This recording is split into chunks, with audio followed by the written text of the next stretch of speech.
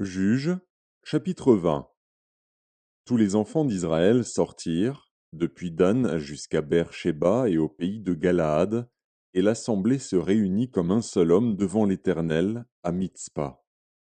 Les chefs de tout le peuple, toutes les tribus d'Israël, se présentèrent dans l'assemblée du peuple de Dieu, 400 000 hommes de pied, tirant l'épée.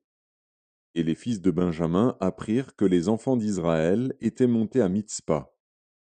Les enfants d'Israël dirent: Parlez! Comment ce crime a-t-il été commis?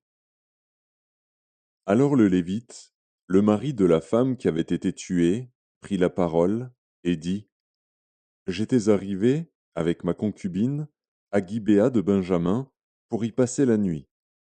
Les habitants de Gibéa se sont soulevés contre moi, et ont entouré pendant la nuit la maison où j'étais.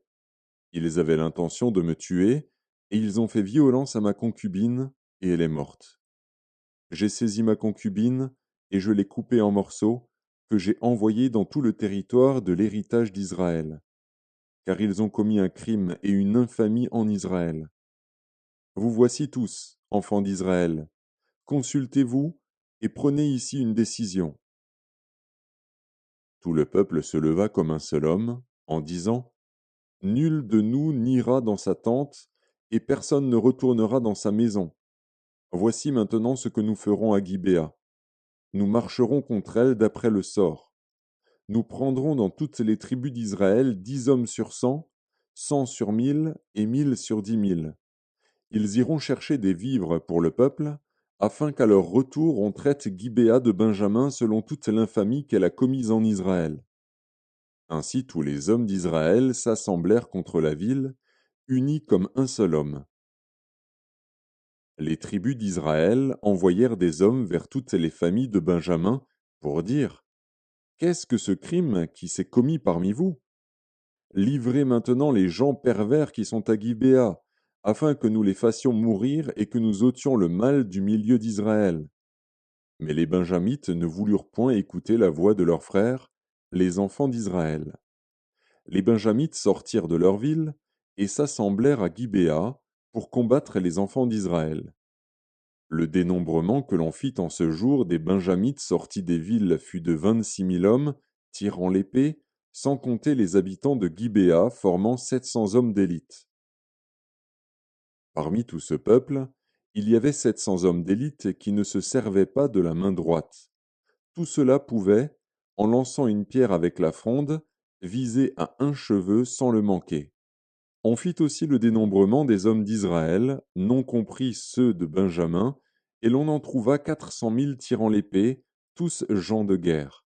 Et les enfants d'Israël se levèrent, montèrent à Béthel, et consultèrent Dieu, en disant: Qui de nous montera le premier pour combattre les fils de Benjamin? L'Éternel répondit: Juda montera le premier. Dès le matin, les enfants d'Israël se mirent en marche, et ils campèrent près de Gibéa. Et les hommes d'Israël s'avancèrent pour combattre ceux de Benjamin, et ils se rangèrent en bataille contre eux devant Gibéa. Les fils de Benjamin sortirent de Gibéa, et ils étendirent sur le sol ce jour-là 22 000 hommes d'Israël. Le peuple, les hommes d'Israël reprirent courage, et ils se rangèrent de nouveau en bataille dans le lieu où ils s'étaient placés le premier jour. Et les enfants d'Israël montèrent, et ils pleurèrent devant l'Éternel jusqu'au soir. Ils consultèrent l'Éternel, en disant: Dois-je m'avancer encore pour combattre les fils de Benjamin, mon frère? L'Éternel répondit: Montez contre lui. Les enfants d'Israël s'avancèrent contre les fils de Benjamin le second jour. Et ce même jour, les Benjamites sortirent de Gibéa à leur rencontre, et ils étendirent encore sur le sol 18 000 hommes des enfants d'Israël, tous tirant l'épée. Tous les enfants d'Israël et tout le peuple montèrent et vinrent à Béthel. Ils pleurèrent et restèrent là devant l'Éternel, ils jeûnèrent en ce jour jusqu'au soir, et ils offrirent des holocaustes et des sacrifices d'action de grâce devant l'Éternel. Et les enfants d'Israël consultèrent l'Éternel. C'était là que se trouvait alors l'arche de l'alliance de Dieu, et c'était Phiné, fils d'Éléazar, fils d'Aaron, qui se tenaient à cette époque en présence de Dieu, et ils dirent: Dois-je marcher encore pour combattre les fils de Benjamin, mon frère, ou dois-je m'en abstenir?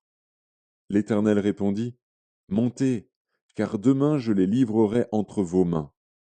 Alors Israël plaça une embuscade autour de Gibéa.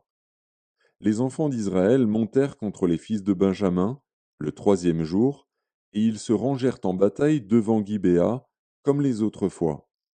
Et les fils de Benjamin sortirent à la rencontre du peuple, et ils se laissèrent attirer loin de la ville. Ils commencèrent à frapper à mort parmi le peuple, comme les autres fois, sur les routes dont l'une monte à Béthel et l'autre à Gibéa par la campagne, et ils tuèrent environ 30 hommes d'Israël.